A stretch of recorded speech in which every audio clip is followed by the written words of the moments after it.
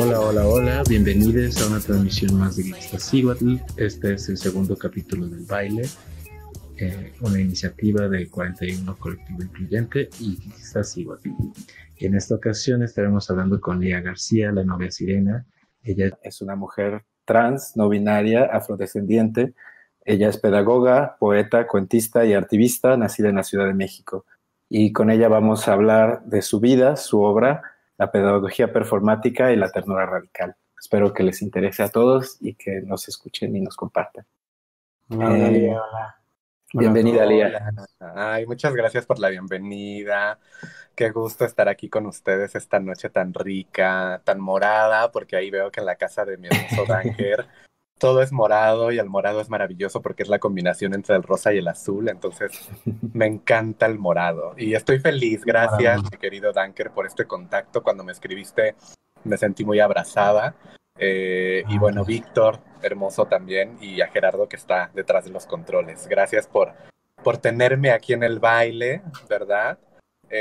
Porque qué bonito que en estos tiempos de odio, que en estos contextos de muerte, viviendo en uno de los países más peligrosos para nosotros las mujeres trans, pues nos inviten a un espacio que remembra un baile tan importante como el baile de los 41, que nos invita a mover la carne, que nos invita a mover ideas, a gestar nuevos sentires y sobre todo a afectarnos, ¿verdad? Porque pues yo quiero decirle a toda la gente que se está sumando a vernos y a la que se va a sumar después, porque esto va a quedar como archivo y el archivo es muy importante, que este es el momento político de la voz, porque así como el virus horrible que nos está cambiando la vida cruzó todas las fronteras, pues también la voz puede cruzar todas las fronteras, porque es la voz, esto que ustedes escuchan, lo que esta noche me permite estar en casa de ustedes, lo que permite que ustedes estén en mi casa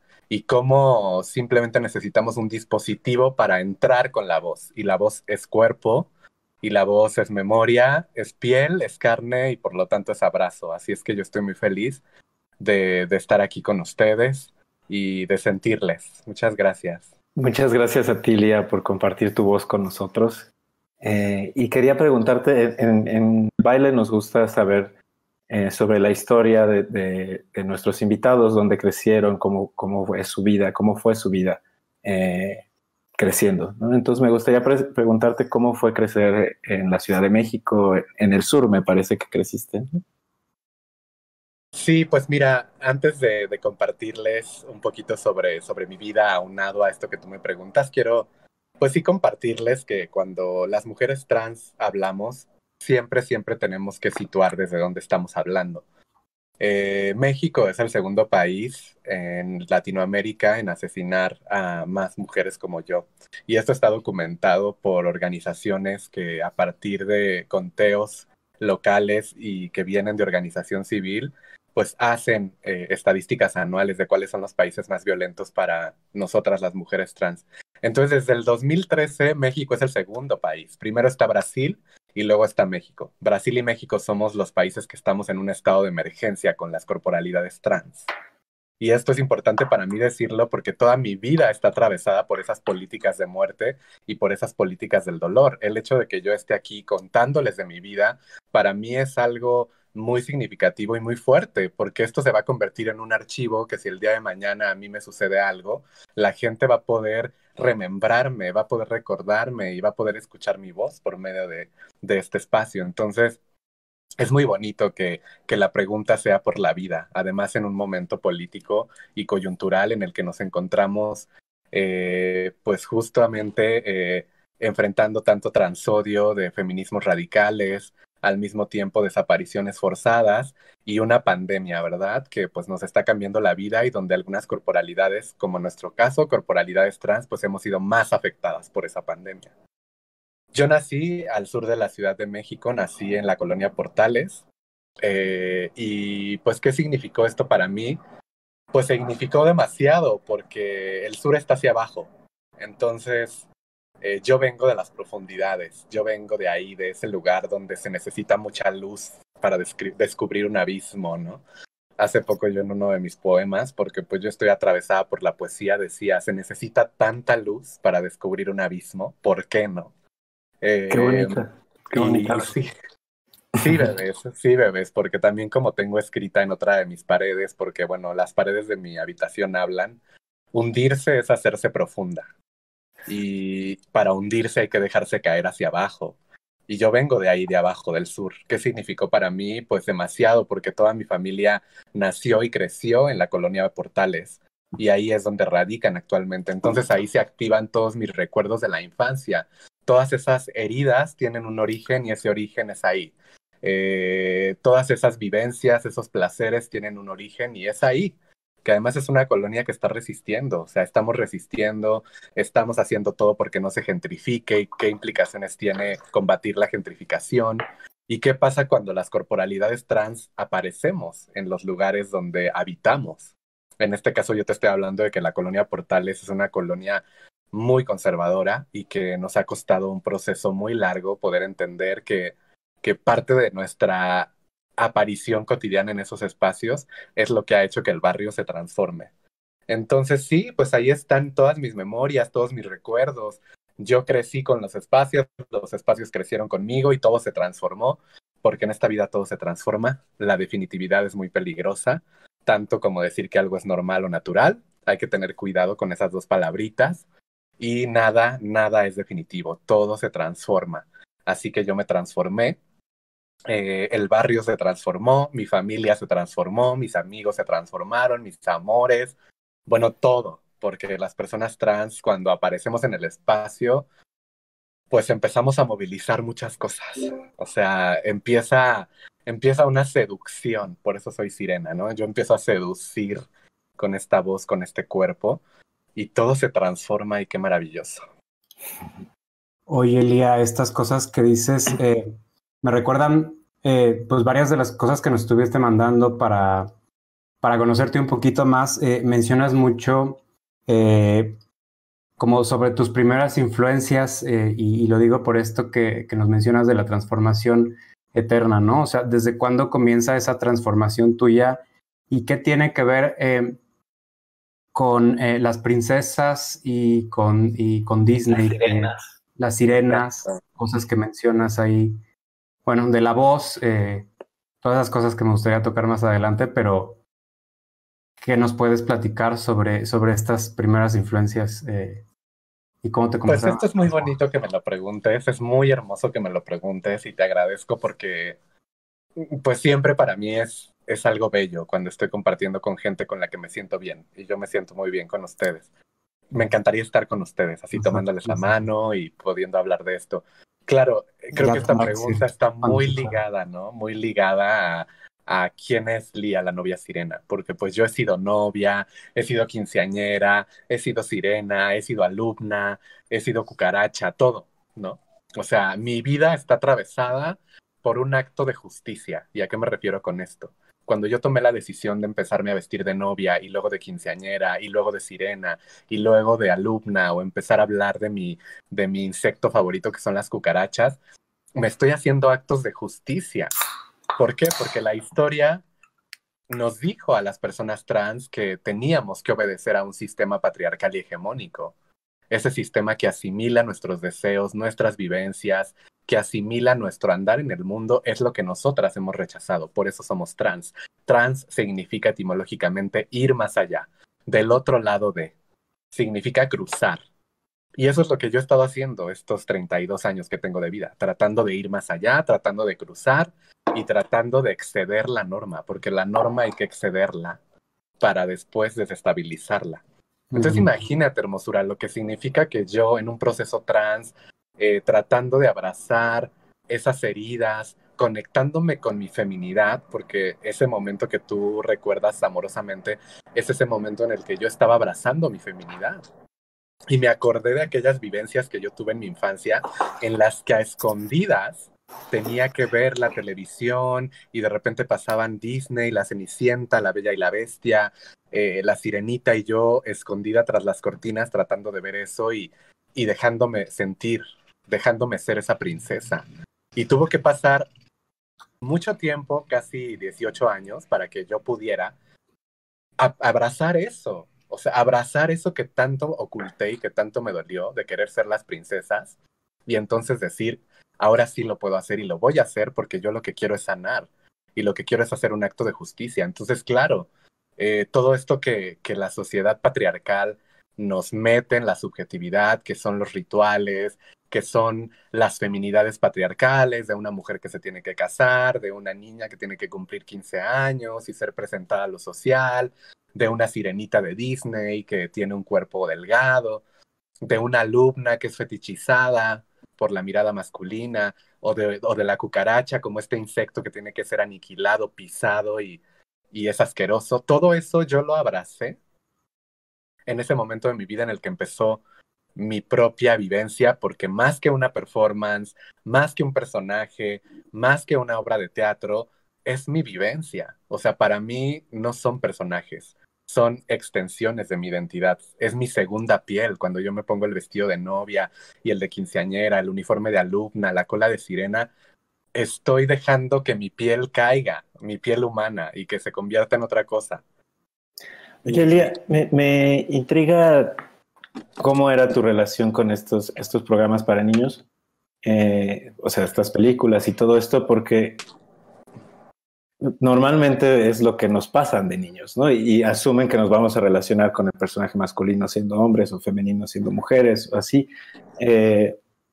Pero, ¿cómo era tu relación para que tuvieras que verlo a escondidas? Pues justo, ¿no? Era una relación en la cual mi familia pues era bastante conservadora, pues que estaban tratando de que yo sostuviera una generación de masculinidad, porque a mí me pusieron el nombre de mi padre, y que todo lo que tenía que ver con feminidad se me prohibiera, y que más bien se me diera y se me pusiera de frente la masculinidad que yo siempre transgredí y que yo siempre tuve problemas con esa masculinidad porque nunca la quise. Entonces, esa era mi relación. Se convirtió en un dolor que tuve que contener, que tuve que abrazar y que causó frustración, pero que después de mucho tiempo sale, o sea, dejo ir, suelto ese dolor, esa contención y trasciendo a la piel. Y cuando te digo que trasciendo a la piel es que yo pude ser esas princesas y que sigo siendo. Y además, ¿desde qué lectura, no? Porque yo no me convierto en la sirenita de Disney. O sea, no puedo ser Ariel. O sea, yo no tengo un cuerpo delgado, no tengo una piel blanca. O sea, no tengo la voz femenina que toda la sociedad patriarcal espera. Tampoco soy la quinceañera femenina. O sea, entonces son unas implicaciones políticas alrededor de mi cuerpo que resignifican mucho esos rituales, que le dan otra lectura. O sea, sí, sí, me quiero convertir en esa princesa de Disney, pero ¿cómo hacer una transgresión a Walt Disney que no nos dio los referentes que necesitábamos también? Porque está muy jodido que Disney no haya dado los referentes que necesitábamos en ese momento para sanar. Ni afectivos, ni estéticos, y ni siquiera arquitectónicos, ¿no? Y digamos que durante tu niñez, entonces, traías una más, o sea, cuando veías todas estas referencias que te inspiraban de alguna manera, traías una máscara. O sea, no lo asumías tal cual, por lo que entiendo, por lo que dices, ni siquiera a ti misma, ¿o sí? Pues mira, no, o sea, no es que trajera una máscara, yo creo que, bueno, la máscara la traemos todas las personas porque somos humanas y la experiencia humana es una experiencia por excelencia cegada. Entonces, no es que yo no lo abrazara, yo lo tuve que abrazar de esa manera porque eran los referentes que teníamos. O sea, una crece con los referentes que el patriarcado le pone enfrente. Pero a lo largo de la vida, pues lo que vas haciendo es resignificar esas experiencias. O sea, claro que yo también quería ser esas princesas que se casaban, que eran deseadas, que eran muy femeninas, que eran delgadas. Yo también pasé por esos deseos. Creo que todas las personas hemos pasado por esos deseos cegados, coloniales y patriarcales de querer casarse, de querer tener el cuerpo atlético, de querer tener dinero, de querer tener una casa muy grande, de blanquearte. Eso es lo que hace el sistema colonial, blanquear nuestros afectos, nuestros deseos. Pero con el tiempo y con las caídas, porque una tiene que caerse, pues vas resignificando todo eso y te vas dando cuenta qué peligroso y qué letal puede ser universalizar las experiencias, universalizar los referentes y universalizar también los afectos. Comentabas en alguno de tus textos sobre cómo al entrar a la secundaria fuiste entendiendo cómo, supongo que por tu acercamiento a la pedagogía desde familia, entendiendo cómo estaba la secundaria hecha para, más que nada, para asimilar a la gente al sistema patriarcal, ¿no? Entonces, ¿nos quisieras platicar cómo fue ese cambio? ¿Empezó ahí a haber yo un paso más de la transformación? ¿O?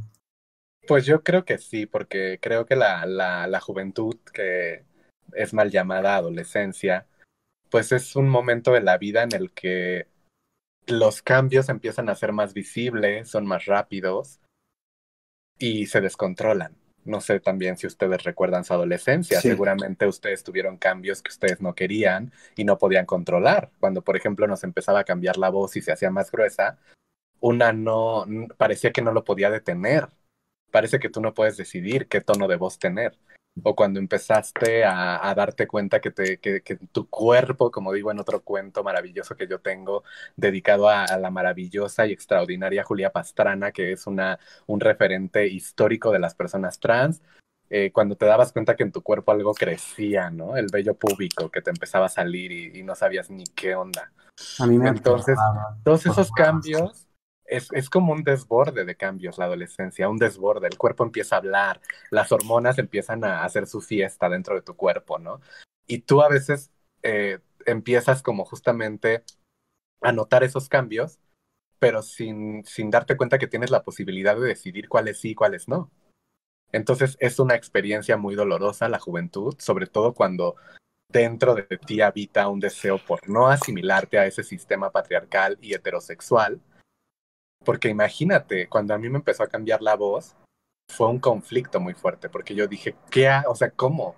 O sea, yo tenía como tan introyectado por los profesores y por mi propia familia lo natural, que entonces me empieza a cambiar la voz a una voz más grave, y yo digo, ya no puedo hacer nada, o sea, este es mi destino, tener esta voz grave, y yo no quería dentro de mí tener esa voz, pero nadie me dio las herramientas para saber, bueno, si trabajas la voz en este momento en el que está empezando a cambiar, tú puedes sostener que no te cambie a algo tan grave. Pero pues no, yo no tenía al alcance esas herramientas. Entonces, para mí por eso es tan importante este proyecto que se llama La Alumna, en el cual yo por 2 años fui a hacer un trabajo cercano con los adolescentes de infiltración, porque no creas que yo iba a las secundarias y pedía una cita con el director y le decía, oiga, ¿puedo hacer un performance? O sea, no, porque el director me va a cerrar la puerta.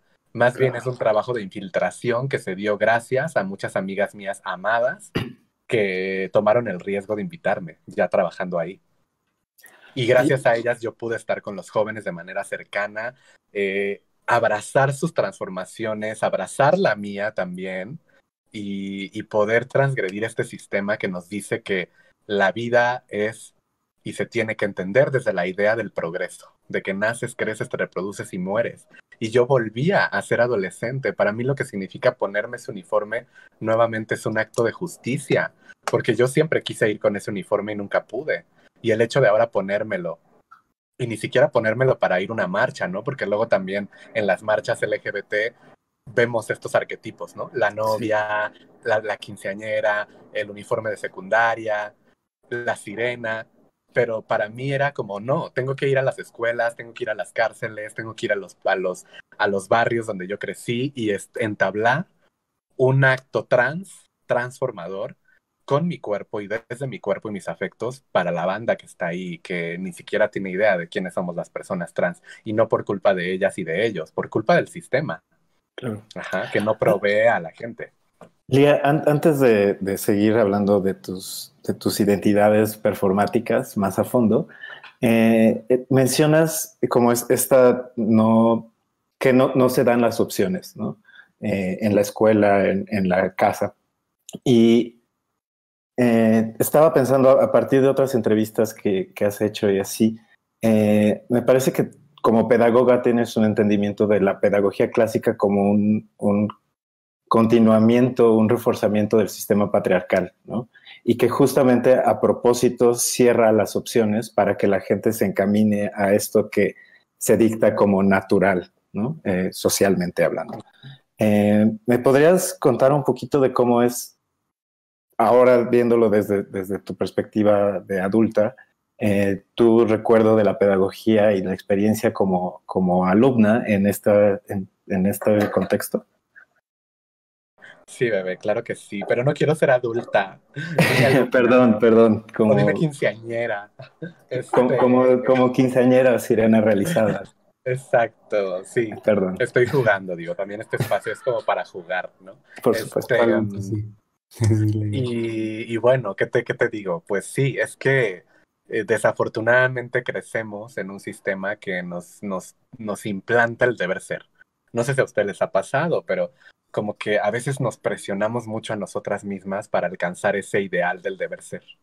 Y por excelencia eso es lo que hace la escuela. La escuela, la institución, que es una extensión de la cárcel, por eso es una institución panóptica de vigilancia, se ha construido así. Son instituciones del deber ser, del reformamiento, son instituciones de la disciplina, de disciplinar los cuerpos.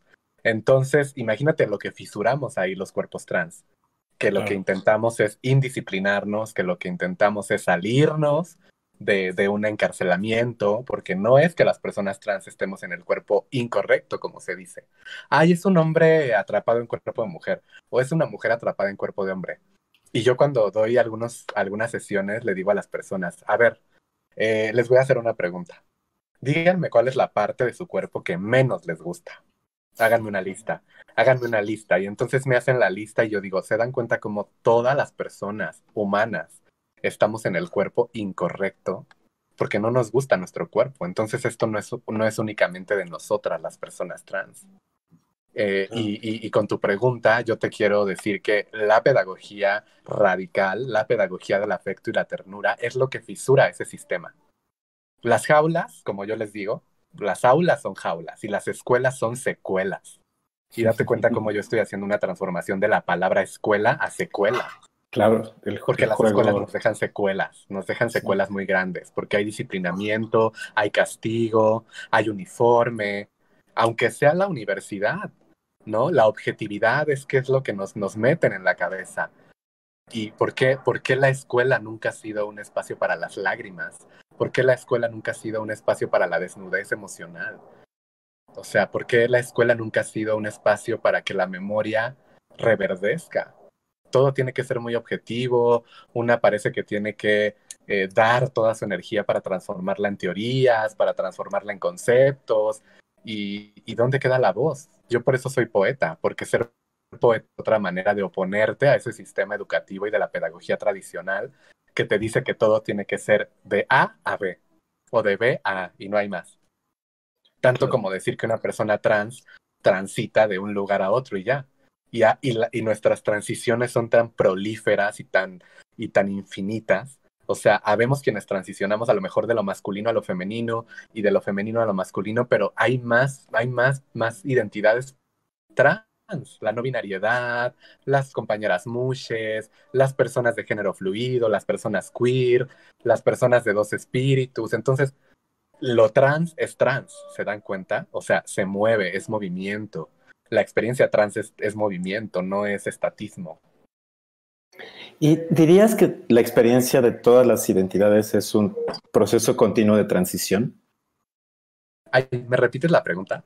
¿Dirías que toda la experiencia de todas las identidades, no solo de las que se llaman trans, es una experiencia continua de transición, de ir deviniendo otra cosa? Mira, qué bueno que me lo preguntas, hermoso, porque justamente ayer un amigo me dijo, un amigo mío de Colombia que ha estado siguiendo mi trabajo a lo largo de los años, y me decía, Lía, es que tú te tienes que sentar a escribir ya. Y yo se los juro que en estos 12 años de carrera artística, y lo digo abiertamente porque sé que estoy en un espacio hermoso y seguro, he sido muy floja. He sido muy floja, ¿no? O sea, figúrense que mi archivo artístico es un closet en casa de mi mamá, así donde están 12 concentrados hermosuras, 12 años de carrera artística. Pero ya la humedad se está comiendo mis vestidos, ya la humedad se está comiendo los documentos, el polvo se está comiendo los objetos, ¿no? Porque de todos mis performances hay mucho objeto. Cartas, bocetos, grabaciones, discos de fotos, los vestidos de novia, de quinceañera, las colas de sirena. Entonces, a mí este amigo me decía, güey, ¿cuándo vas a catalogar tu archivo? ¿Cuándo vas a sistematizar? No puedes esperar a que llegue un curador y lo haga. Pero es que también meterme yo a mi propio archivo me genera mucho dolor, porque me voy a encontrar con cosas muy conmovedoras de todos estos 12 años. Claro. Y lo mismo pasa con la escritura, porque este amigo mío, César Abella, a quien yo le mando un beso, me decía, y tienes que escribir tus conceptos, Lía, porque no podemos hablar de ternura radical sin hablar de ti. Ese es un concepto tuyo, eso es muy tuyo. No podemos hablar, ahora sí para responderte a ti, de transición colectiva de género, porque ese es un concepto, hermosa, que yo empecé a proponer allá por los años de 2013. Y mucha gente que está viéndonos o que nos verá mañana se acordará, ¿no?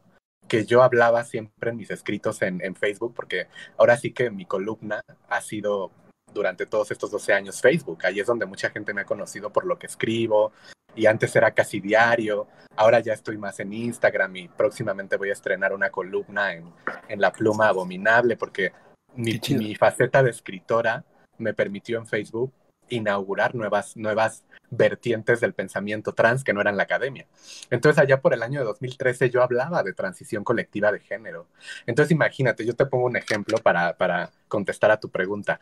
Yo hice un proyecto muy grande que seguramente ustedes leyeron, que se llama Proyecto 10 Bis, que es un proyecto en el cual yo fui a algunos reclusorios varoniles de la Ciudad de México y hacía una intervención afectiva sobre la masculinidad. Derivado de ese proyecto pedagógico se hicieron algunas performances, como lo fue la performance de la quinceañera, en la cual yo entraba al reclusorio norte y al reclusorio oriente vestida de quinceañera y hacía digamos, una performance en la cual el objetivo era transformar el sistema carcelario y todo lo que tiene que ver con esa energía masculina en una energía del afecto y de la ternura. Y todo lo que desataba mi cuerpo vestido de quinceañera en un espacio de encierro como es la cárcel, ¿no? O sea, una imagen de la afuera, de la fiesta llevada al adentro, ¿no? Donde parece que no hay memoria, donde se disuelve la identidad de las personas que están resistiendo a la cárcel. Era muy potente lo que hacía mi cuerpo vestido de quinceañera en un lugar tan hostil, lleno de corrupción, lleno de violencia. Cómo despertaba esos afectos, ¿no? Porque voy a estarme metiendo en algunas... o sea, yo voy a llegar a tu pregunta, pero también si estoy ocupando mucho espacio, dímelo, pero me gusta remembrar. No pasa lo mismo, por ejemplo, con las experiencias drag, ¿no? A mí me encanta y amo y qué valentía tienen mis hermanas, mis hermanos y hermanas que hacen una práctica política drag.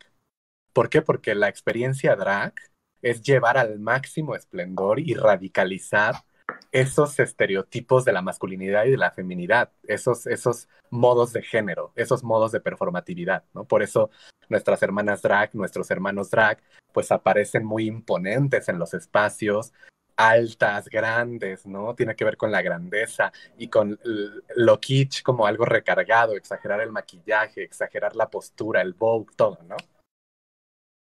Sin embargo, yo sigo pensando que una corporalidad drag tiene un objetivo claro que es transgredir al espacio público, y qué bueno que lo haga, yo lo celebro. Sin embargo, en mi caso, por ejemplo, pasan cosas diferentes, ¿no? O sea, ¿por qué? Porque lo que pasaba en mí, lo que pasa es que yo me pongo el traje de quinceañera y ya, ¿no? Y el vestido de novia y ya. Y eso hace que las personas me miren de otra forma, ¿no? ¿Saben? O sea, la quinceañera y la novia son estos arquetipos o imágenes de la feminidad que siempre van a despertar una especie de ternura, ¿no? O sea, como salgo de quinceañera al mercado porque yo a veces me pongo el vestido de 15 y quiero estar con el vestido de 15 cualquier día. Y de verdad contacto de otra manera con la gente, ¿saben? O sea, como que algo hace la quinceañera que no es esa confrontación, sino que ya está tan metida en la subjetividad como esa niña que es frágil, pero que al mismo tiempo hay una situación sexual en juego, que hace que yo pueda contactar con la gente de otra manera, igual que la novia. O la sirena, ¿no? Que la sirena lo que viene aquí a poner en juego es la experiencia humana, porque aparecer de sirena en la calle es como activarle a los seres humanos la posibilidad de volver a imaginar que las sirenas existen. Y a nadie nos consta que no existen o sí existen. Y sí existimos, porque ustedes ahorita están conmigo. Si estuviéramos en el mar, agárrense, porque yo les tomaría de la mano y les cantaría en el oído y y les haría perder la razón, mis amores, para llevarlos a la profundidad. Y ahí verían realmente cómo hay otras cosas pasan en el agua, ¿no? Somos cuerpos de agua.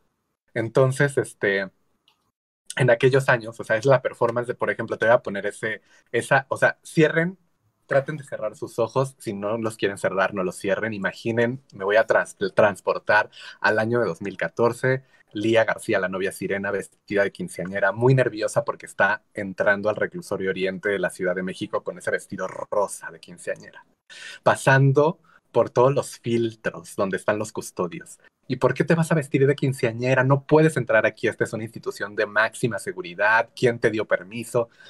Y yo diciéndole a los custodios, aquí está mi oficio, yo hice todo un trámite para poder entrar a este lugar vestida de quinceañera.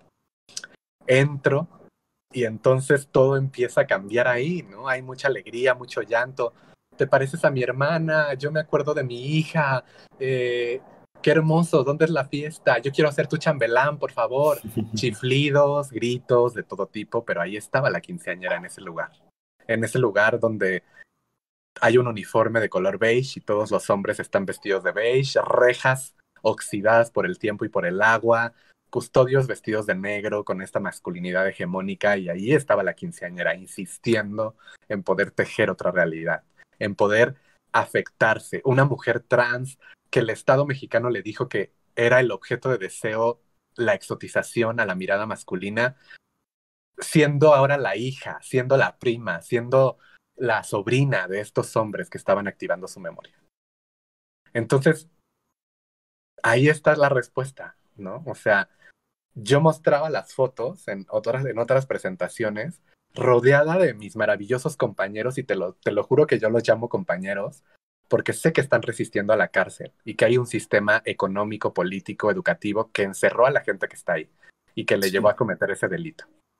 Pero bueno, entonces estoy en una foto, imaginen esa foto, luego se las puedo pasar, vestida de quinceañera, rodeada de alrededor de 50 hombres que están felices, que están con una sonrisa, no parece la cárcel. Cuando muestro la foto hay mucha gente que me dice, ¿dónde estás? ¿Dónde fue esa fiesta? Y yo, estoy en un reclusorio. ¿Cómo? ¿Qué? Y que bueno, mi objetivo era que la cárcel se disolviera con una performance del amor y de la ternura trans. Entonces yo digo, esta es una transición colectiva de género. Y la gente no lo entiende, ¿no? Porque me dicen, pero ¿cómo si la única persona trans que está ahí eres tú en esa foto? Y yo digo, pues no, porque todo lo que tuvo que pasar antes, todo el proceso pedagógico, que fueron sesiones previas de ir con los chicos a la cárcel, para que pudiéramos llegar a este momento afectivo, es una transición de ellos. ¿Cómo están sus cuerpos en esta foto? Están abrazándome, yo los estoy abrazando. Es muy transgresor, es muy incómodo por el contexto, es complicada la foto, es rebelde, me gusta que sea incómoda y que tenga tantas capas para hablar, pero te das cuenta cómo tuvo que pasar un proceso con estas personas para que pudieran estar en esta foto, y eso también es una transición. Ya no solo se trata de mí, la que está en el centro vestida de quinceañera, que es una mujer trans, se trata de cómo mi transición se derramó a los compañeros para que ellos pudieran hasta cambiar la postura de su cuerpo, ¿no? Porque primero estaban así como, oh, ya llegó la chica trans y todos tiesos, y de repente más apertura en el cuerpo, ¿no? Y eso también es una transición. No hay que homogeneizar las luchas. Por supuesto que yo soy más vulnerable, por supuesto que mi lucha es histórica, pero yo creo que es importante que las personas que no habitan una experiencia trans vean sus propias transformaciones en nosotras, y que pueden ser muy posibilitantes, como este ejemplo que yo les estoy poniendo, porque yo jamás imaginé que iba a poder estar rodeada de tantos hombres que tienen historias de masculinidad hegemónica densas y brutales, ahí, ¿no? O sea, ahí en ese lugar donde se gesta esa masculinidad y donde también pasan otras cosas, porque claro que ahí están también chicas trans y que pasan otras cosas con ellas, y ellas sostienen mucho de lo femenino adentro. Pero mi objetivo particular para esa acción y ese taller que yo hice era la masculinidad hegemónica, ¿no?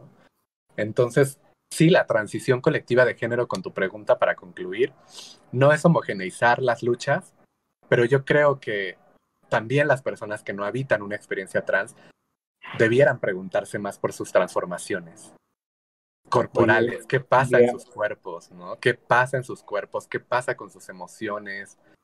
Y ahí hay algo que es transformador. Lía, yo estoy intentando hacer un ejercicio justamente sobre lo que dices de la transición colectiva. En mi experiencia personal, que pues es completamente distinta, ¿no? Eh, en mi caso es con la neurodiversidad.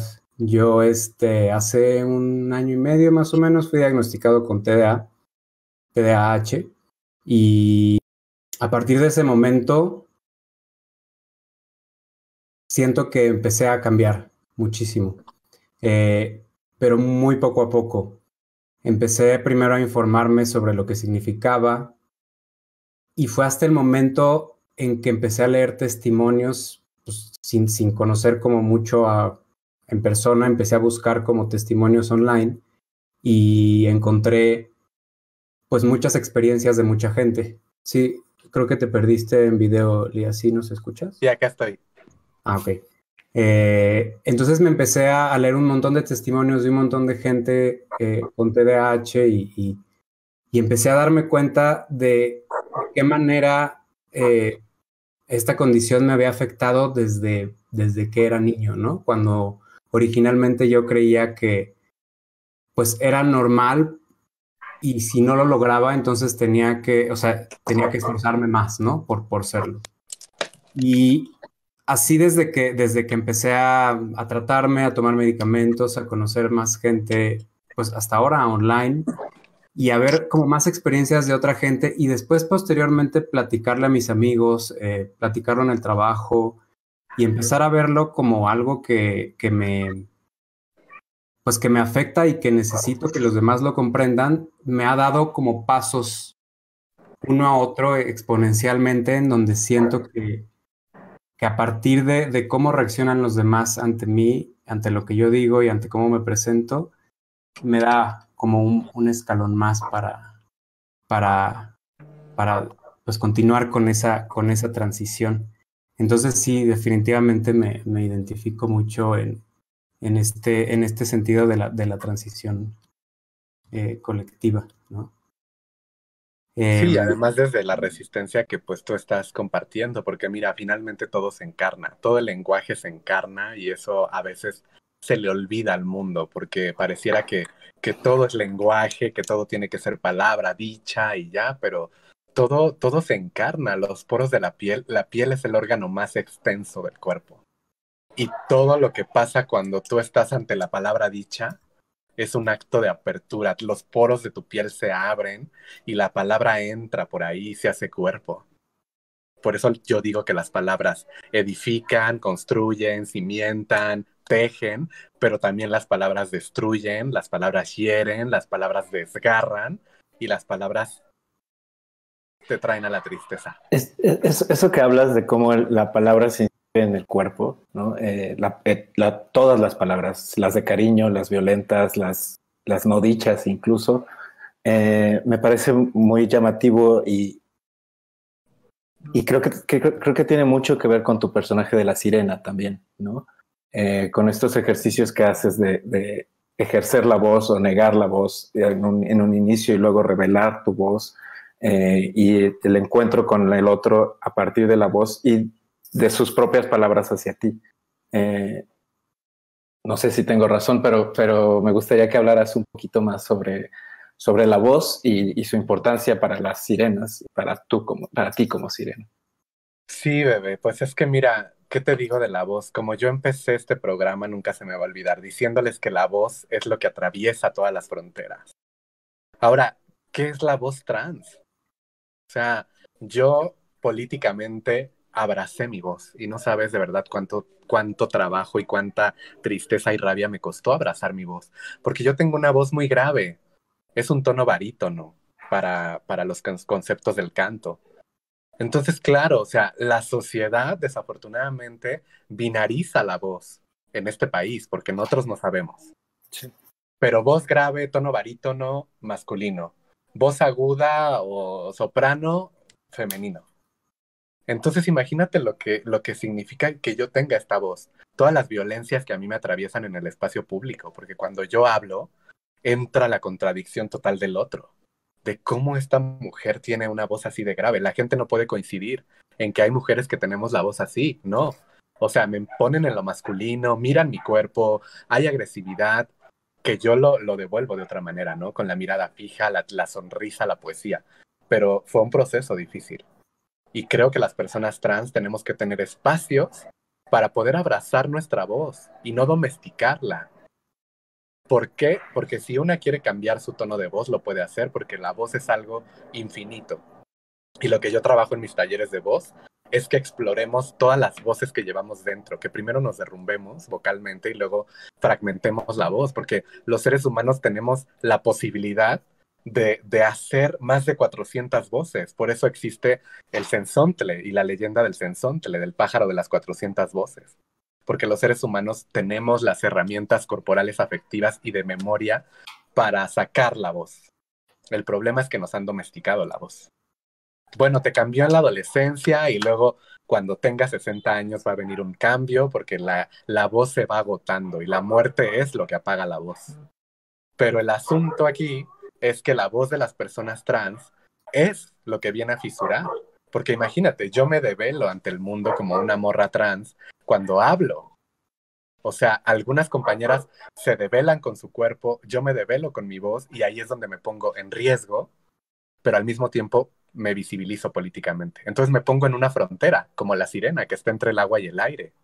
Ahora, pensemos también en las sirenas, ya no en Walt Disney. Vete más atrás, a las historias occidentales que nos llegaron aquí de Ulises y las sirenas.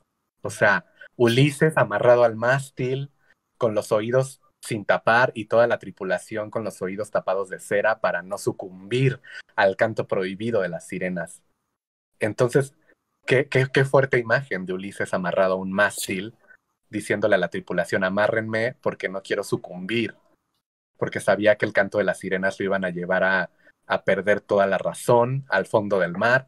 Y qué acto de valentía es escuchar a las personas trans. ¿Quién puede escucharnos a las personas trans? ¿Y qué implica escucharnos? ¿Qué tienes que dejar atrás? ¿Qué tienes que poner ahí de ti para trascender y transformarte con ellas, ¿no? Entonces, y luego en Walt Disney, ¿no? Donde parece que bueno, también se resignificó en otro sentido, pero el precio a pagar en Walt Disney por convertirte en humana era la voz. O sea, no podía ser humana si no daba la voz. De hecho, Úrsula creo que le dice que las mujeres no necesitan voz en el mundo humano, ¿no? Sí, algo así dice. Sí, en la canción es muy fuerte y hay una parte que yo he retomado en algunas performances mías, que es específicamente la parte donde dice sujeta bien tu lengua y triunfarás, ¿no? Y qué fuerte, porque una ha tenido que sujetar su lengua para no sentirse mal. O sea, si yo me subo al metro en la mañana y está lleno de mujeres y me quise ir en la parte de adelante porque soy mujer, me sujeto la lengua y no hablo. Porque sé que si hablo me van a mirar, me van a sacar, van a decir que qué hace hay un hombre. O sea, también sujetarse la lengua a veces es como para sobrevivir en este país. Hay que pensar también que una tiene sus procesos para sacar la voz, pero algunas mujeres trans no pueden y no quieren y legítima su decisión porque es tan fuerte la violencia que de sujetarte la lengua, te vuelvo a repetir, es un riesgo. Sí. Oye, Elía, y hablando de la sirena, y hablamos de la novia y de la quinceañera, hasta donde veo, identifico como 4 personajes que tienes. Nos quisieras platicar de ellos, de la novia. Hasta donde entendimos fue la novia, la sirena, la cucaracha y la quinceañera, ¿no? Nos has platicado ya de performances con la quinceañera. Ahorita mencionaste también a la alumna, a la estudiante. La alumna, sí. ¿Nos quieres platicar de tus personajes, de cómo nacen y qué haces con ellos? O sea, me imagino que los mantienes y haces diferentes tipos de performances con cada uno. Sí, exacto, sí. Pues nada, ¿no? Nacieron, como les decía yo, del deseo de habitar la carne y de hacerme justicia, ¿no? De que yo pues, siempre me quise vestir de blanco, de novia, siempre quise tener 15 años, siempre quise ir a la secundaria con el traje de alumna, ponerme una cola de sirena y aparecer como sirena y decirle al mundo que las cucarachas me encantan. Entonces, pues sí, son actos de justicia, Por supuesto que todo lo que yo he portado en la piel, como les decía, porque para mí no son personajes, son extensiones de mi identidad y son segunda piel, ha sido desde algo muy patriarcal y arquetípico, ¿no? Porque pues la novia es un arquetipo, la quinceañera es un arquetipo, la sirena es arquetípica, la alumna también, y pues hasta la cucaracha, ¿no? Porque la cucaracha es este insecto que detona el asco, ¿no? Que donde aparece una cucaracha hay suciedad, que es ¿Nos quieres un contar insecto. algo sobre algún performance de la cucaracha? Me intriga mucho. Sí, claro, bueno, es algo maravilloso. De hecho, miren, voy a apagar tantito mi cámara, pero voy a seguir hablando. Este es un proyecto bien hermoso que se llama Inhóspita Seducción. ¿Y cómo nace este proyecto de Inhóspita Seducción? Nace a partir de que yo empiezo a escribir, porque yo soy escritora, específicamente soy poeta y escribo cuentos para niños y para niñas. Eh, y y bueno, este proyecto nace a partir de que yo escribo este libro que se llama, igual que el proyecto, Inhóspita Seducción, que es un libro que está dividido en dos. La primera parte es una serie de cuentos dedicados a infancias, porque claro, mi trabajo también con las infancias es importante y es potente, ¿no? Y la otra parte son cuentos eróticos. Todo dedicado a la cucaracha, digamos, fue como ese proceso en el cual yo abracé ese momento, ¿no? Porque yo viví siempre rodeada de cucarachas, siempre mi mamá hacía todo por matarlas y siempre mi mamá pues hacía todo por fumigar la casa y las cucarachas regresaban siempre. Entonces yo aprendí a quererlas, aprendí a amarlas. Y me encanta su astucia y me encanta también lo que le detonan al ser humano y cómo yo me puedo cuestionar también mi propia humanidad, ¿no? Porque lo humano cansa, lo humano hay que cuestionarlo y cuáles son los límites de lo humano, ¿no? Entonces, ¿por qué la cucaracha, que no sabe que es cucaracha, porque la cucaracha no sabe que es cucaracha, es algo tan resistente, han sobrevivido a todas las eras geológicas, las matas y regresan, viven en plaga, son la última frontera del afecto, ¿no? Porque creo que ¿quién puede amar lo extraño? Esto es, digamos, la pregunta con la que inicia este proyecto de Inhóspita Seducción. ¿Quién puede amar lo extraño? ¿Quién puede abrazar su propio monstruo? ¿No? Porque tal vez la cucaracha es un espejo de nuestros propios temores, que no sabemos manejar los seres humanos, de cómo el monstruo te seduce y al mismo tiempo te saca tus sombras más profundas. Entonces, yo escribí este libro y luego lo extendí a una propuesta de performance y luego pasó algo maravilloso, ¿verdad? Porque mi pareja me regaló estas hermosas criaturas que son cucarachas de Madagascar. Aquí hay una de mis hijas amadas que está presente el día de hoy. Mi pareja me las regaló siendo del tamaño de mi uña del dedo chiquito y ahora son unas señoras cucarachas. Enorme. Y fue maravilloso este regalo, porque cuando él me las regaló, venían en un bote que decía alimento para reptiles, alimento para mamíferos. Y yo no puedo creer que estas cucarachitas hermosas hayan terminado en mis manos y que yo pueda amarlas y que yo las haya criado y que yo haya dejado atrás todos mis miedos y toda la idea de que esto es asqueroso porque no son asquerosas. Hay que saber cuidarlas para que no sean asquerosas y darles ese amor, verlas crecer y que nadie las pise y que nadie las transgreda, tanto como a nosotras la historia nos ha lastimado y nos ha herido, ¿no? Oye, ¿y Entonces, cuántas cucarachas son ahorita? y tengo 15. ¿Se reproducen muy rápido Sí, de hecho, recientemente han parido. Entonces tengo que hacer una reubicación porque, bueno, yo reubico a los insectos, nunca los piso, la verdad. Jamás he pisado a un insecto desde que empecé a enamorarme de los insectos. Solo los reubico. Entonces tengo que hacer una reubicación de cucarachitas. Y pues eso, ¿no? O sea, es un proyecto hermoso. Un proyecto vivo, además, porque aquí no es que yo me ponga un vestido ni nada, están vivas, ¿no? O sea, aquí están y yo puedo ser espejo también. Y a la gente le parece raro, ¿no? Así de qué asco, cómo que le gustan las cucarachas, está loca.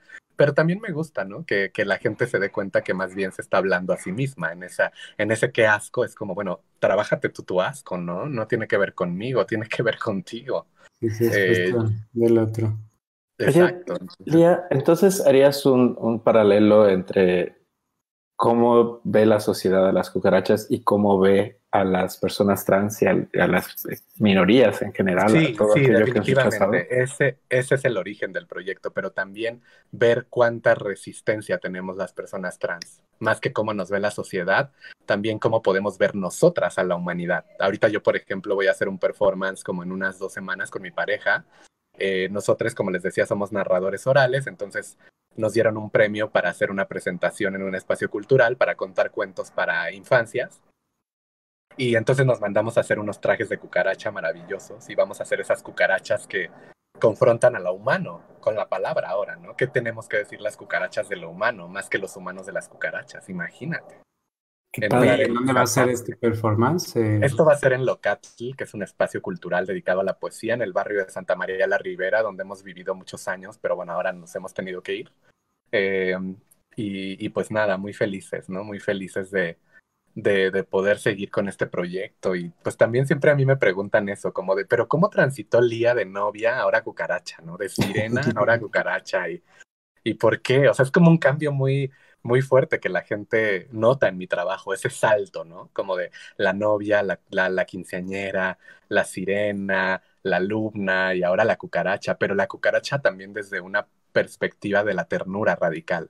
O sea, a mí me parece que para mí es tierno, o sea, es la ternura, ¿no? O sea, sí lo monstruoso, porque ya se ha trabajado mucho lo monstruoso desde lo queer, desde lo trans, ¿no? Pero también el afecto de la monstruosidad, de cómo amar lo extraño, ¿no? De cómo amar esa última frontera del afecto y desde dónde. Y creo que por ahí va este proyecto. Bueno, no sé ustedes cómo lo entienden y qué les evoca, pero pues para mí es eso, ¿no? Lía, me gustaría que nos contaras un poco más de la ternura radical, este concepto tan tuyo y que es el centro de toda tu obra, creo. ¿Nos podrías contar en qué consiste y cómo entenderla, en qué se diferencia de la ternura general, social? Pues es que mira, la ternura radical es una acción política de transformación muy indefinible, ¿no? O sea, es tan indefinible, pero para podernos aproximar a cómo entiendo yo la ternura radical, hay que aproximarnos a qué es lo que se encarna en la piel y que te permite fragilizarte, vulnerarte, ¿no? Porque la ternura está relacionada con lo pequeño, con lo frágil, con lo vulnerable. O sea, la ternura es ese momento en el que tú regresas, por ejemplo, a tu infancia y puedes conectarte con esos momentos en los que sentías alegría, en los que reías, en los que llorabas y no sabías si era por tristeza o era por otra cosa. Es como recuperar esa ternura del abrazo, esa ternura del beso, de la caricia, de la escucha, cuando te miraban a los ojos y te escuchaban algo que te estaba doliendo, ¿no? Son experiencias donde la vulnerabilidad y lo frágil, la fragilidad humana, entra en juego, ¿no? Donde yo me puedo vulnerar. Ahí suenan ahí unos taconcitos, creo. Sí, pasó mi roomie corriendo.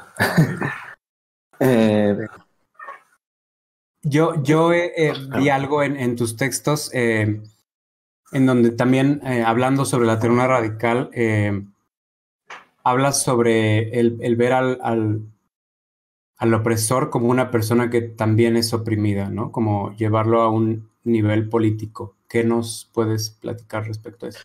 Pues eso, ¿no? Como entender que somos presas de un sistema patriarcal, capitalista, neoliberal, colonial, que pues nos ha puesto justamente de manera muy letal en ese deber ser, ¿no? En tú tienes que ser así para entonces ser políticamente correcta o ser activista o ser feminista. Y romper con eso ha sido lo que a mí la pedagogía me ha permitido, ¿no? Romper con esos supuestos e ir más allá. La ternura como una posibilidad de escuchar radicalmente, como dice mi ama de Canu, mi pareja, a las otras personas, ¿no? O sea, escucharnos, disentir, incomodarnos, escucharnos desde la sombra y saber que ese disentir, saber que ese malestar nos puede hacer transformarnos y fortalecernos y desarticular la historia que lo que quiere es el conflicto, ¿no? El conflicto inmediato de cualquier disentir, de no estar de acuerdo, y más entre nosotras las personas disidentes. O sea, yo puedo estar en desacuerdo contigo y en conflicto, pero te quiero cuidar también ante ese desacuerdo y ese conflicto porque te amo. Y eso es un acto de ternura, ¿no? O sea, no es lo mismo, como dice mi querida Kiki Analco, cómo le hago a cómo le hacemos. No es lo mismo me está doliendo a nos está doliendo. Hay que saber colectivizar el dolor también. Entonces, ¿tú creerías que la experiencia de resistencia para que sea efectiva tiene que ser colectiva? No puede haber una resistencia totalmente individualizada y... Es que yo creo que la individualización es muy tóxica. O sea, nos pensamos como seres individuales, pero en realidad estamos atravesadas por lo colectivo. O sea, no Claro. podemos, yo no me puedo pensar solamente como Lía y ya, soy yo y Lía.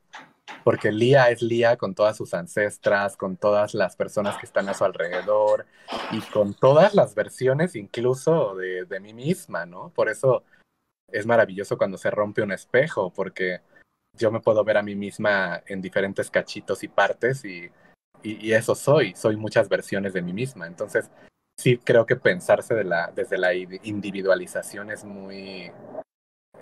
algo muy fuerte, muy masculino, ¿no? Claro. Entonces yo sí creo que la colectividad nos habita y que lo colectivo y lo afectivo es lo efectivo, ¿no?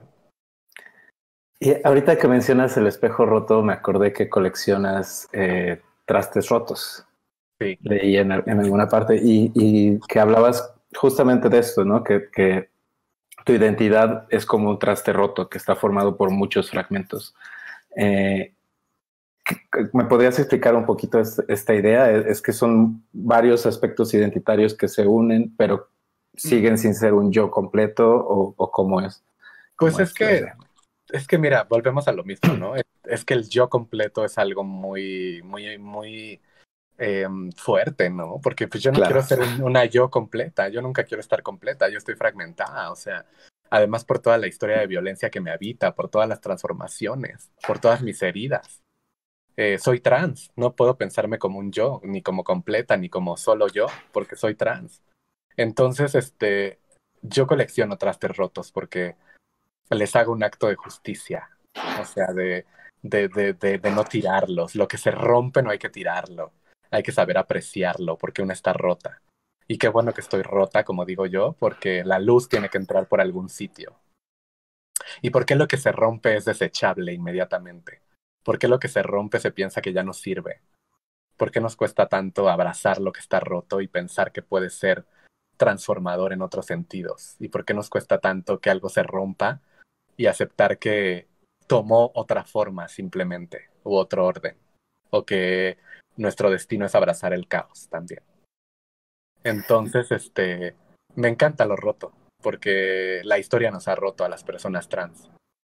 Nos ha quitado, no nos ha dado, nos ha roto y eso no es nuestra, como dirían muchas personas, pobrecitas, ¿no? Como estar hablando siempre del dolor y de la muerte y no, porque esa ha sido la raíz de nuestra resistencia también, todas esas rupturas. Y a veces hay que romper también para volver a empezar.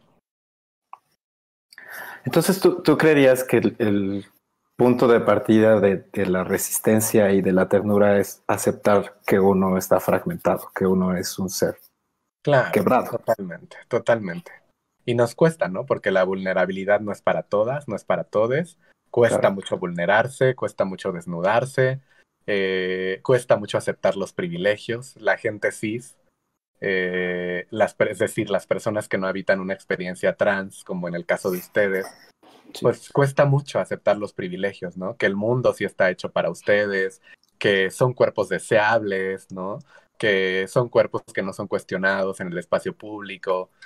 Y lo digo sin vergüenza porque yo sé que ustedes reconocen perfectamente sus privilegios, ¿no? Claro. Cuesta mucho trabajo también que la banda acepte sus privilegios y que se dé cuenta que las personas trans vamos un paso atrás y que para nosotras es muy difícil y que toda la energía que ponemos para hacerlo menos difícil es nuestra resistencia, por eso estamos fragmentadas y no podemos pensarnos como individuales, porque ni siquiera el Estado nos da la posibilidad de pensarnos como individuales, no nos da la seguridad de tener una vivienda digna, no nos da la posibilidad de tener un acompañamiento terapéutico para podernos pensar como individuales, entonces por eso colectivizamos todo, porque estamos en manada y existimos en colectivo, ¿no? A mí efectivamente me cuesta mucho, me encanta la idea de ternura, me fascina y es algo que creo que un poco naturalmente traigo, pero que al mismo tiempo no puedo terminar de asumir. O sea, es algo que creo, pero no sé cómo hacerlo. Tengo un letrero, un póster de un artista aquí en mi casa que dice Somos Tiernos, y me fascina porque, de hecho, me lo regaló aquí mi hermano Gerardo cuando me mudé. Y es algo que me interesa mucho trabajar desde muchos ángulos, ¿no? O sea, para la comunicación, para el lograr cosas, pero también sobre todo porque creo que son necesidades que por lo menos yo personalmente tengo, pero me cuesta muchísimo trabajo entender cómo puedo vulnerarme de tal manera que, o sea, no solo decir, sí, me pongo vulnerable respecto a algo, sino mostrarme vulnerable, ¿no?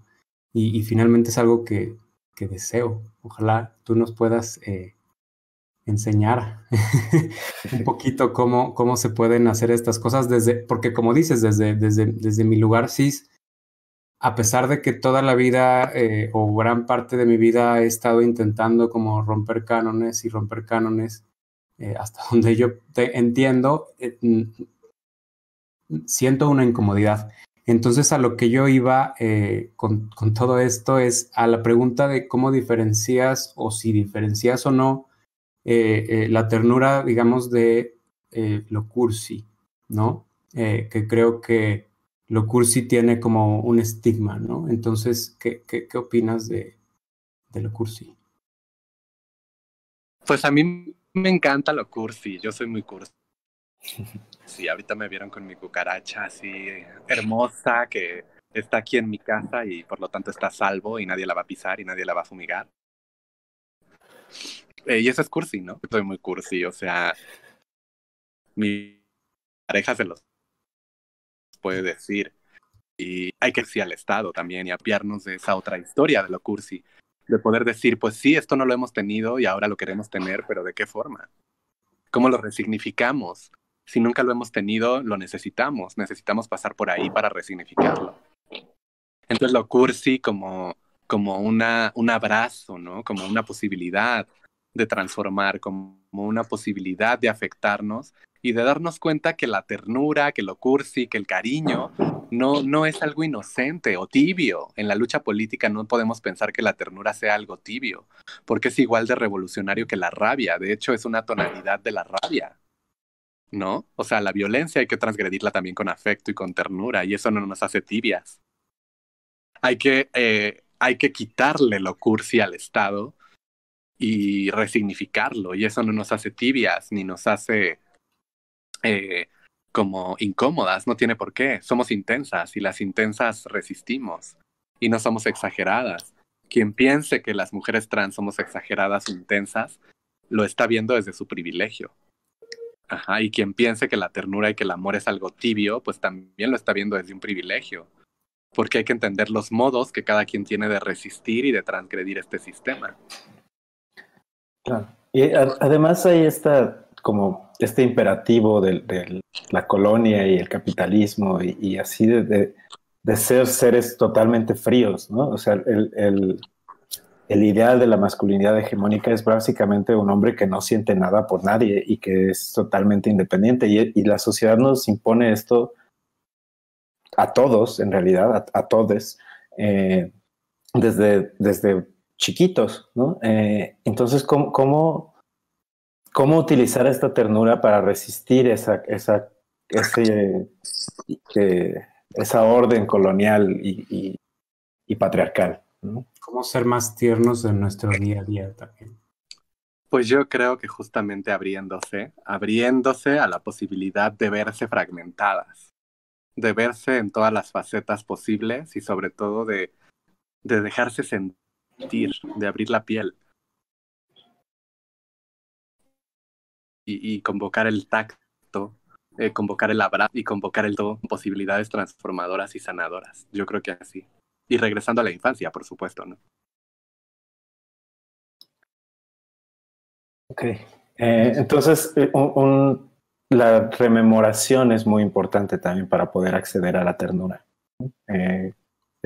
Ser consciente del trayecto, de lo sufrido. Ser consciente del trayecto y también como dejar este deber ser, ¿no? De que el deber ser es no ser tierno, de que el deber ser es mostrarse agresiva, de que el deber ser es mostrarse con rabia. Hay que también ceder a lo bonito, ¿no? Y no estoy hablando de lo bonito desde esta idea patriarcal de Disney, estoy hablando de lo bonito disidente. Y hay que abrirse a lo bonito, hay que abrirse a esa posibilidad de dejarte llevar por los sentimientos. De verdad. Me encanta, me encanta. También te escuché mucho decir que eres utopista. ¿Qué nos puedes platicar de eso?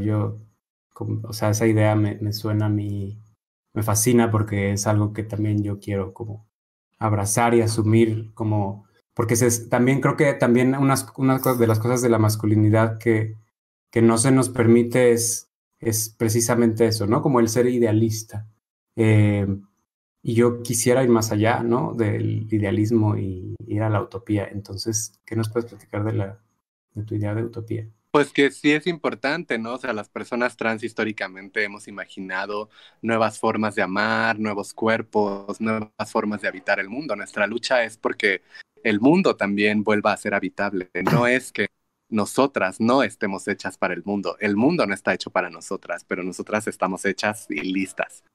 Entonces, parte de esa utopía pues es imaginar desde adentro nuevas posibilidades de rehabitar ese mundo que además era nuestro y nos quitó la colonización, porque el mundo era nuestro, existíamos, somos históricas, pero la colonización pues nos quitó esa posibilidad de existir. Entonces, pues sí, parte de ese utopismo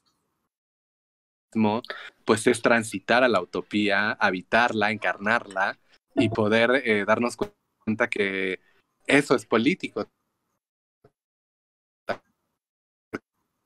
que rompe un ideal, como dices tú, lo rompe y se utopía. Estamos teniendo un poquito unos problemas de conexión contigo, Lía, me parece. ¿Sigues por ahí?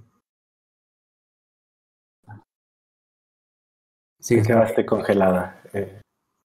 Se escucho. ¿Sí nos escuchas? Ok.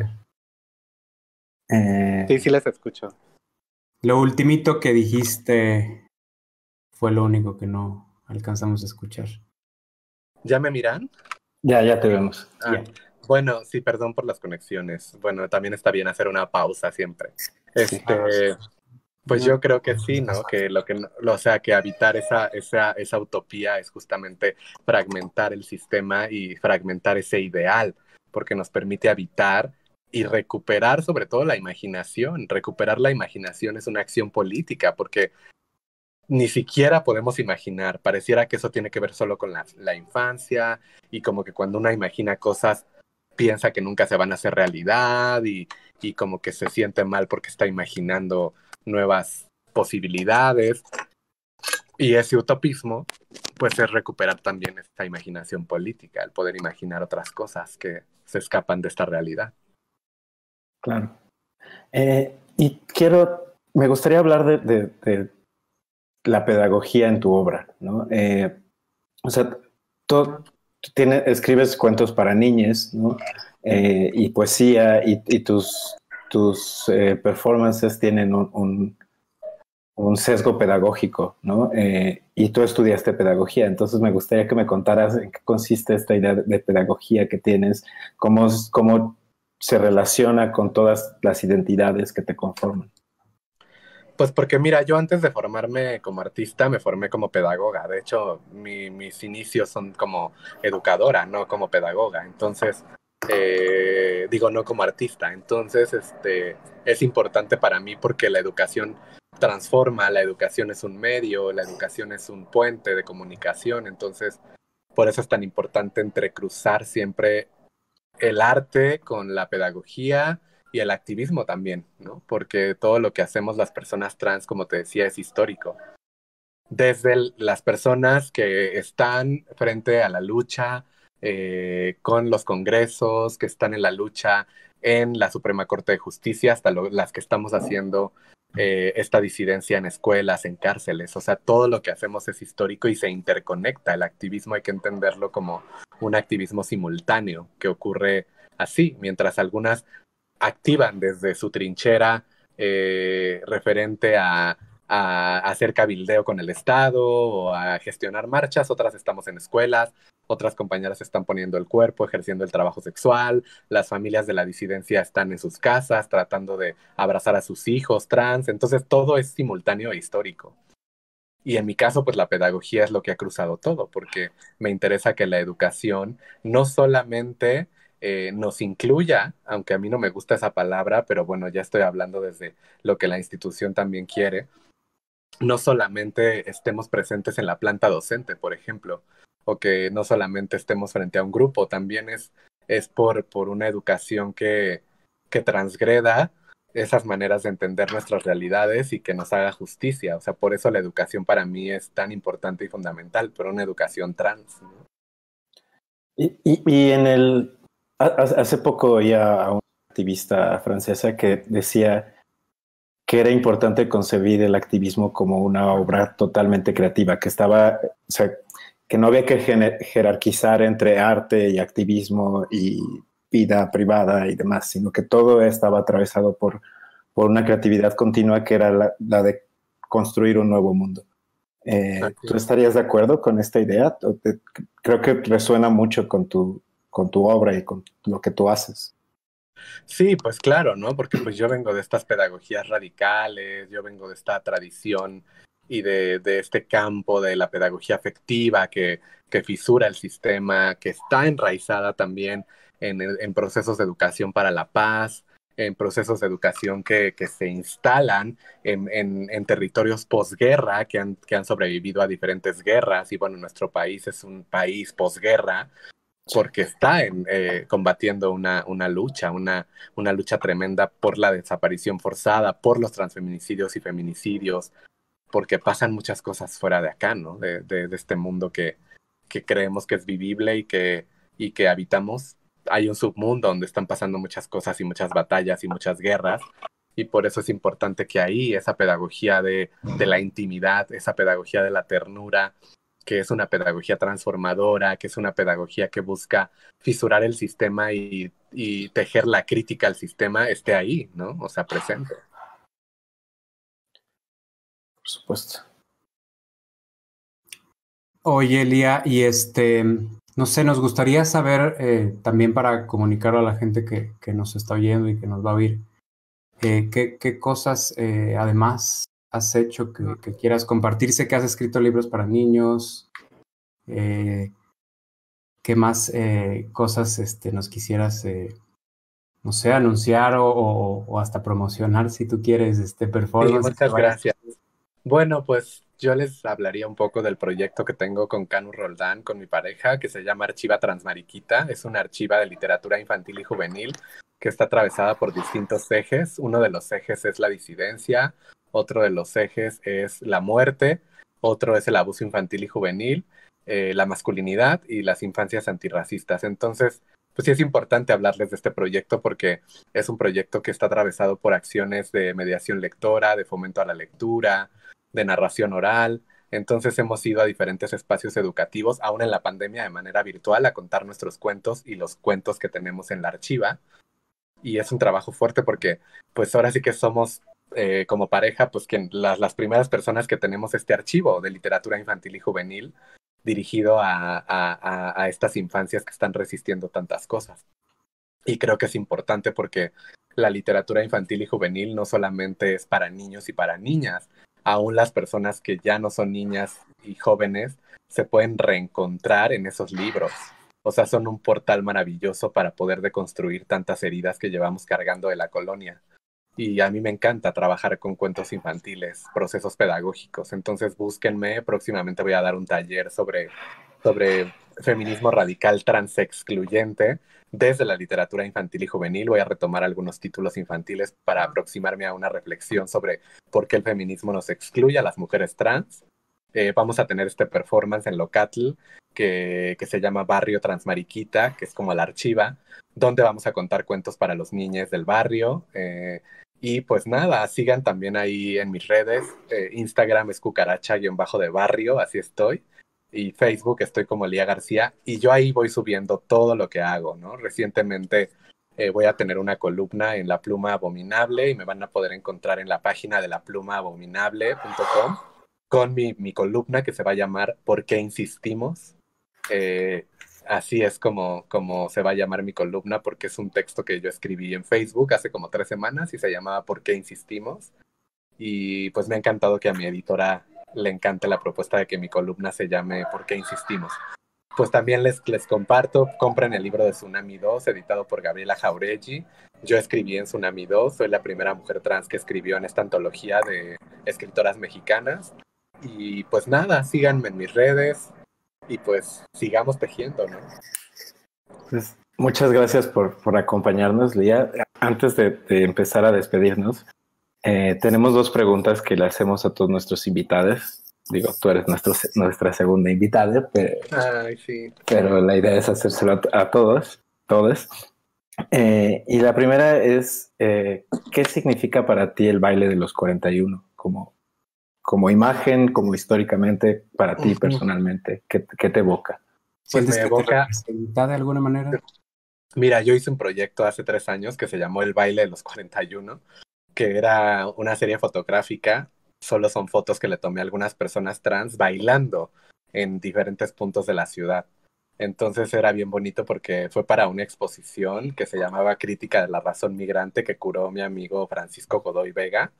Y mi pieza se llamaba El Baile de los 41 y era una serie de collage de fotos que yo le hice a personas trans en el espacio público de la Ciudad de México en distintos puntos bailando. Entonces a mí lo que me evoca es eso, recuperar la memoria, el goce, la alegría, la posibilidad de juntar nuestros cuerpos, la posibilidad de estar en una conexión absoluta y continua entre las personas que reclamamos esa alegría. Y pues me evoca también la contraparte, que es cómo el Estado nos sigue reprimiendo, cómo el Estado nos sigue borrando y nos sigue coaptando la posibilidad de existir desde la ternura. Eso me evoca el baile de los 41. Pues qué buena respuesta. La otra segunda pregunta es, ¿qué obras artísticas nos recomiendas para la gente que nos está escuchando? Bueno, ¿qué obras, pero de artistas o...? Puede ser textos, pueden ser libros, pueden ser arte gráfico, bueno, cualquier pues cosa que para quisieras empezar, comunicar a los demás que inspire, que les inspire. para empezar, pues les recomiendo las obras de Loana Berkins. Loana Berkins es una referente argentina trans maravillosa que desafortunadamente dejó este mundo terrenal hace 3 años. Ella es maravillosa, búsquenla, sus obras escritas, La gesta del nombre propio, búsquenla en videos, en YouTube y remembrenla, ¿no? Les recomendaría Loana Berkins, les recomendaría Claudia Rodríguez, que es una amiga hermosa, poeta chilena trans, que hace poesía travesti hermosa. Les recomendaría las obras de mi amiga Camila Sosa Villada, también, que escribió Las Malas y El viaje inútil, una enorme novelista trans. Y pues también les recomendaría, por supuesto, El pensamiento vivo de nuestra querida hermana y activista Jessica Marjane, radicada aquí en la Ciudad de México, abogada transfeminista, que, híjole, pues te abre el mundo a poder sanar desde el acceso a la justicia. Creo que recomendaría eso. Y bueno, también quiero decirles que esta charla, a la gente que nos está escuchando, se está dando en el marco de un día muy importante que es mañana, 31 de marzo, Día de la Visibilidad Trans, Día Mundial por la Visibilidad Trans. Y el día de mañana vamos a tener diversas acciones las personas trans. Por mi parte voy a estar acompañando una acción callejera que se va a hacer en Puente de Alvarado, que es una de las zonas emblemáticas de la comunidad trans, donde hay trabajo sexual de compañeras, donde ha habido desafortunadamente muertes. Ahí se va a hacer una pinta colectiva y una toma de dron del hashtag #EstamosJuntrans. Y a las 6:30 de la tarde vamos a tener un slam de poesía queer, entonces no se lo pierdan, vía Slam Queer, que es un slam que yo coordino, con Diego Medina, Agatha Angustia y Canu también. Y bueno, a las 8:30 de la noche desde Arrecife Arte Trans, que es otro espacio editorial que yo coordino con otras compañeras trans, que es una revista, vamos a tener un foro por la visibilidad trans desde el arte y la poesía. No se pierdan estos eventos, súmense el día de mañana a escribir o a remembrar sobre personas trans, porque es un día muy importante para nosotras, nosotres y nosotros. Perfecto, pues ahí tuvimos a Lía García. Muchas gracias por a darnos el honor de ser la segunda persona en este podcast.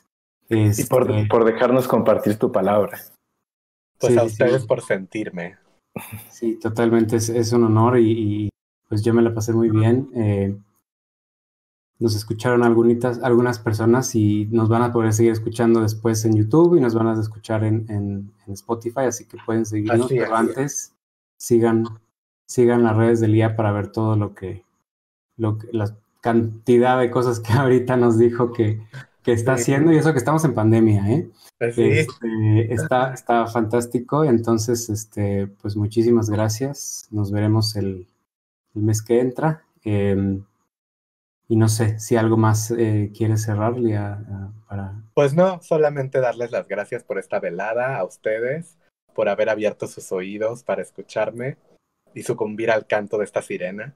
Y pues nada, muchísimas gracias. Este espacio es hermoso, que siga enraizándose, que siga reverdeciendo y nos vemos en la próxima del baile de los 41 con mucho amor. Gracias. Muchísimas gracias. Sí, pues nos vemos en la siguiente. Bueno, quisiera decir, este es un proyecto, como repetirlo del principio, este es un proyecto de 41 Colectivo Incluyente en colaboración con Ixtaccíhuatl. Son podcasts mensuales, pero además 41 hace diferentes proyectos y nos pueden seguir en nuestras redes sociales, buscándonos como 41 Colectivo Incluyente en todas partes. Ahí van a aparecer y nada, muchas gracias por escucharnos. Adiós. Gracias. Hasta pronto.